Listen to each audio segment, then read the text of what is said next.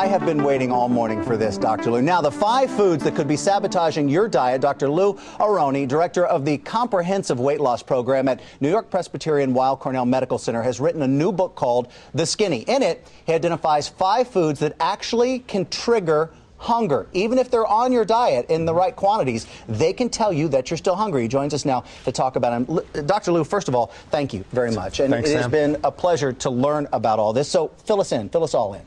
Well, there are a couple of things that people think they're doing right, but they're not. And the Skinny goes through a whole plan that will change the way you eat and make it a lot easier. We say that it's not about willpower, it's fill power. It's trying to get yourself to be as full as possible. That's what's going to help you to stick with the diet. But also the timing of sugars going into your body can tell you that you're hungry even when you really shouldn't be hungry. That's right. If you start having too much sugar, too much starch, too early, it makes you not feel full, and you can keep on eating and eating. What we say is the more you eat, the hungrier you get. Okay, so let's talk exactly about those examples, though. Let's talk about orange juice.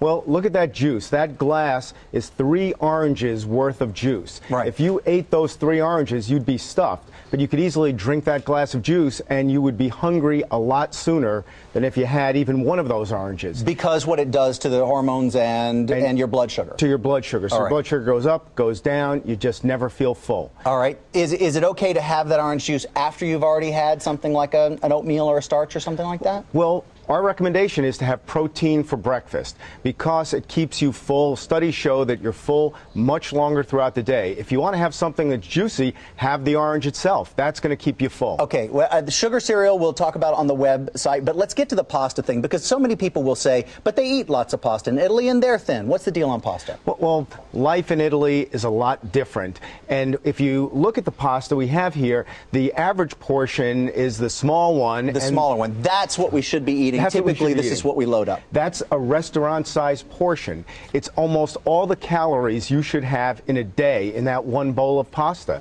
And the problem is that you start eating the pasta. If you don't eat any vegetables, you don't have a salad first, you're just going to be hungrier and hungrier. You can eat your way all the way through it. So it's okay to have pasta in a real smart quantity, but right. Eat something first. You've got to have your salad, have your vegetable first, and then have your pasta so that you're full. You'll be able to control how much you eat. All right, as I like to call them, an adult beverage, doctor. Now, why is this so bad? Is it wrong, period, or is it just the timing of it?